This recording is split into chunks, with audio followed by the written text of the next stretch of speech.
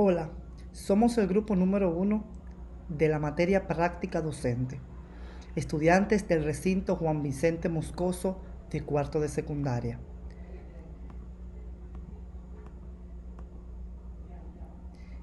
Estaremos hablando sobre la práctica docente, los fundamentos teóricos y los fundamentos filosóficos. Práctica docente y su implementación en la educación. La práctica docente se concibe, según Fiero, como una praxis social, objetiva e intencionada, cargada de significados, de acciones y de saberes. En ella se establece para desarrollar los procesos educativos en donde participan fundamentalmente los maestros y los alumnos en su papel de sujetos que intervienen e interactúan en dicho proceso. En la práctica se encuentran implicados otros agentes, como las autoridades educativas, los padres de familia, y existe también la presencia de elementos curriculares, políticos, institucionales, administrativos y normativos. La práctica docente se realiza en tiempos y espacios institucionales específicos para llevar a cabo el proceso educativo. Lela, en 1999, indica que la práctica docente es la acción que el profesor desarrolla en el aula, especialmente referida al proceso de enseñanza, y se distingue de la práctica institucional global y de la práctica social del profesor. Con base en esto, podemos afirmar que el concepto de práctica docente está referido a la actividad de enseñar que lleva a cabo el profesor para propiciar en los alumnos los aprendizajes esperados de acuerdo a los objetivos y contenidos establecidos en el currículo. Asimismo, en la práctica docente se encuentran inmersos diferentes aspectos con los cuales se mantienen diversas relaciones, aun cuando su influencia sea directa. Estos aspectos y sus respectivas relaciones son susceptibles de ser analizados como componente de la práctica docente. Estas relaciones o implicaciones son: 1. Desarrollar los procesos educativos en donde participan fundamentalmente el maestro y el alumno en el papel de sujeto que intervienen en la interacción de dicho proceso, es decir, de enseñar. 2. El espacio privilegiado de socialización profesional. A través de esta, la práctica docente, el futuro docente entra en contacto con los saberes del oficio, las tradiciones, las costumbres y las reglas tácitas propias de la cultura magisterial. 3. Hacer que el equipo docente pueda ser capaz de dialogar y concertar, de compartir conocimientos, opiniones y experiencias, de exponer las problemáticas, conflictos y preocupaciones a las que se enfrentan cotidianamente los maestros en la práctica, para que, mediante la reflexión e intercambio de puntos de vista, tratar de encontrar soluciones a las dificultades comunes e individuales. 4. Saber trabajar con eficacia en equipo y pasar de un pseudo equipo a un verdadero equipo. 5. Saber discernir entre los problemas que requieren una cooperación intensiva. Ser profesionales no es trabajar en equipo por principio, es saberlo hacer en el momento oportuno, cuando resulte ser más eficaz. Y 6. Saber detectar, analizar y combatir las resistencias, obstáculos, paradojas, callejones sin salida relacionados con la cooperación, saber autoevaluarse, adoptar una mirada comprensiva sobre un aspecto de la profesión que nunca caería por su peso, teniendo en cuenta su complejidad.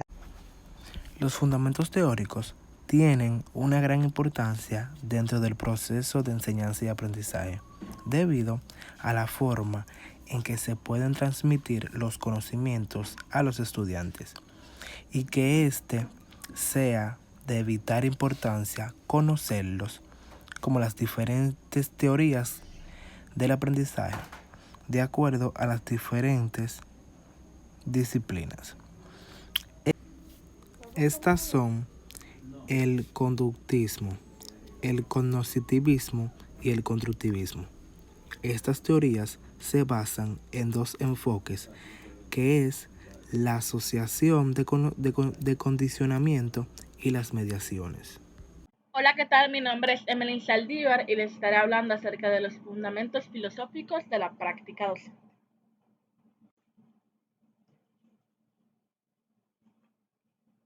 La filosofía desde la práctica educativa y desde las perspectivas disciplinaria y teórica de la fundamentación científica se basa en una combinación de filosofías educacionales que originan formas de visión en la psicología, la economía, la sociología didáctica e historia educativa.